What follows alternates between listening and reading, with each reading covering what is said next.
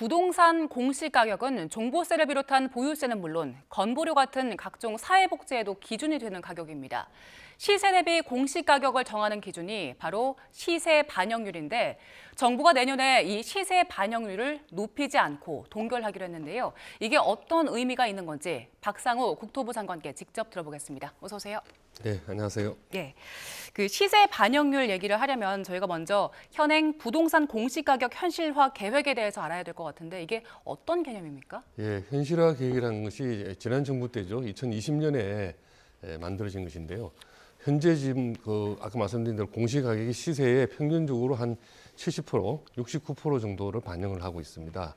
어느 정도가 좋을지는 여러 가지 또 논의가 있지만, 근데 부동산 많이 보유한 그 고액 자산가들에게 세금을 많이 부과를 해서 매각을 유도하기 위해서 지난 정부에서 시세 반영률을 인위적으로 진짜 한 70% 수준에서 90%까지 끌어올리겠다는 것이 소위 말해서 시세 반영률 현실화 계획입니다. 예, 그 계획 수정 방안이 어제 나왔잖아요. 그러면 네. 앞으로는 어떻게 달라지는 겁니까? 이제 수정하겠다는 내용은 지난 3월 민생 토론회 때 아마 기본적인 방향을 잡았고요. 예. 구체적인 정부 방침은 9월 달에 정해졌습니다. 근데 어제 놓은 것은 이것을 이제 국무의 의결을 받아서 해야 예. 되기 때문에 국무에 보고하고 공익화한 것인데요.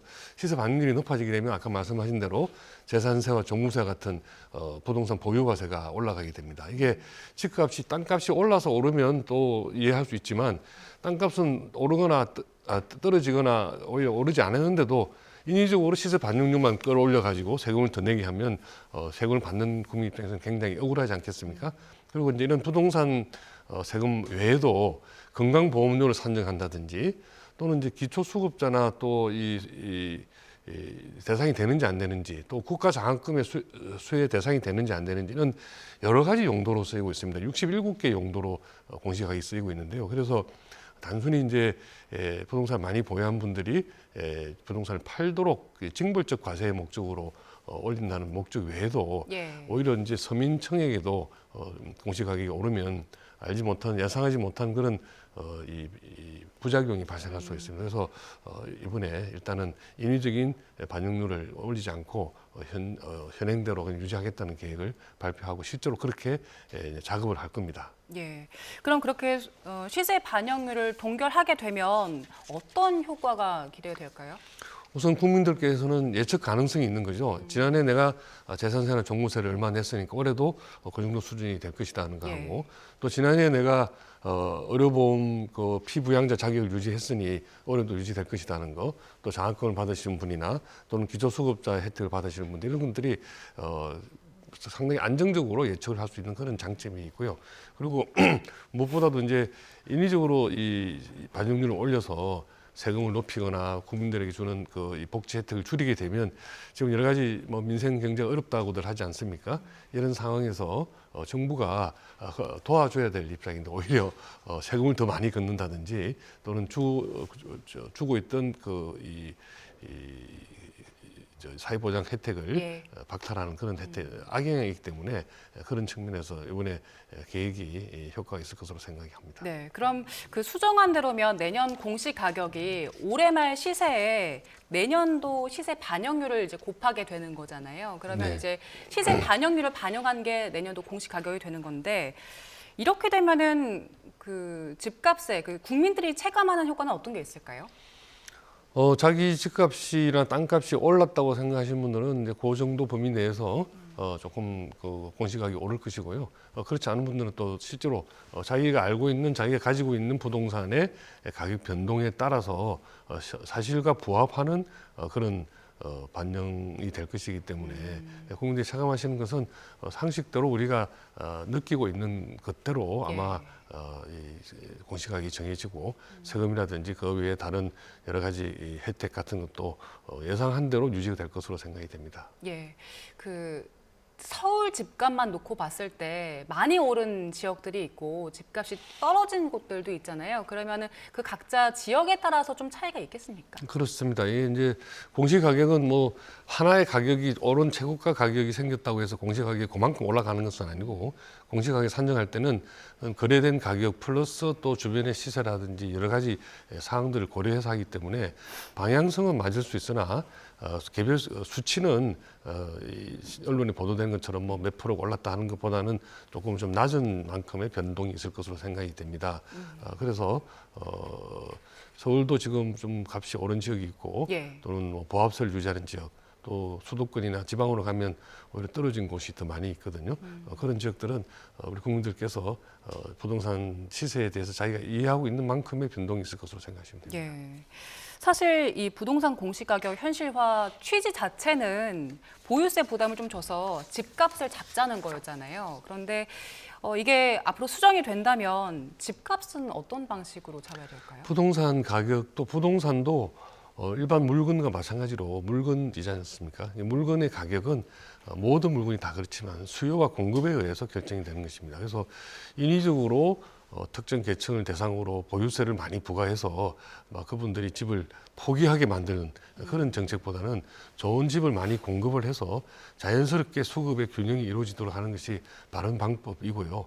또 사실은 국민들에게 막 부담을 많이 줘서 너 집에 살지 마 하는 것보다는 좋은 선택지를 많이 공급을 해서 시장에서 충분한 선택이 이루어질 수 있도록 하는 것이 예. 올바른 방향이라고 생각합니다. 그래서 지난 여름에 발표한 88 대책과 같은 의량 주택 공급 계획을 이제 차질 없이 차근차근 진행해 나가고 있습니다. 예, 그 말씀하신 방향이 올바른 방향일 텐데 그렇지만 그 공시 가격을 올리지 않으면 이게 집값을 부추기지 않겠냐 이런 우려도 일각에서 나오긴 하는데 이 부분에 대해서는 어떤 생각이세요?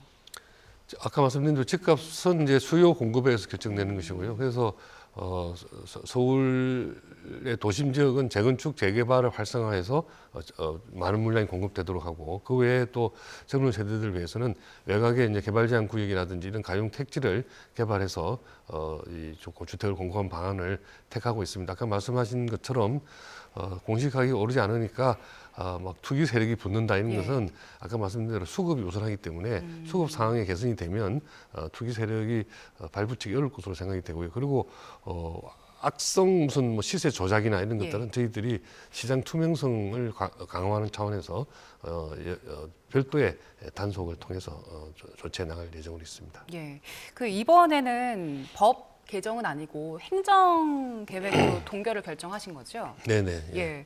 그러면 이제 앞으로는 이제 법 개정까지 나아가야 할 텐데 사실 법 개정이 쉽지는 않아 보이는데 어떤 계획이십니까? 법 개정안은 이미 이제 그 국회에 제출이 되어 있고요. 국회 국토교통위원회에서 아마 논의가 될 터인데 모르겠습니다. 이 여당은 찬성하는 입장이고 야당은 입장이죠. 여기까지 제가 공식적으로 확인을 못했지만 당초에 지난 정부에서 내놓은 역전 부동산 정책의 하나이기 때문에 쉽게 받아들이지는 않을 것으로 생각이 됩니다. 그러나 지난 대선 과정에서 야당의 대선 공약에 보유세 부담을 낮춰주겠다는 그런 공약이 있는 것으로 제가 기억을 합니다. 그래서 공시가격을 급격하게 인상하지 않겠다는 공약이 있는 것으로 봐서 공시가격이 오르면 국민 부담이 늘어난다.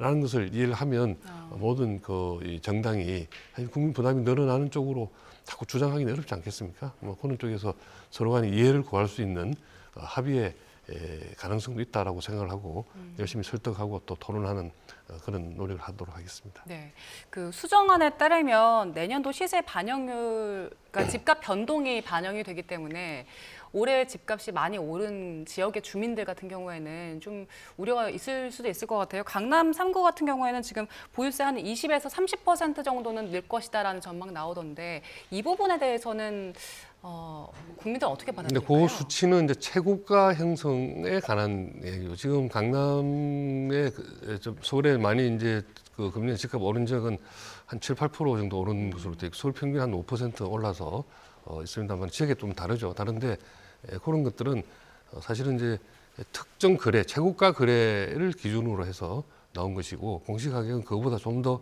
많은 다양한 요소들을 고려하기 때문에 그렇게 급하게 많이 오르진 않을 것으로 생각합니다. 예, 알겠습니다. 여기까지 듣겠습니다. 지금까지 박상호 국토부 장관과 함께했습니다. 고맙습니다. 네, 감사합니다.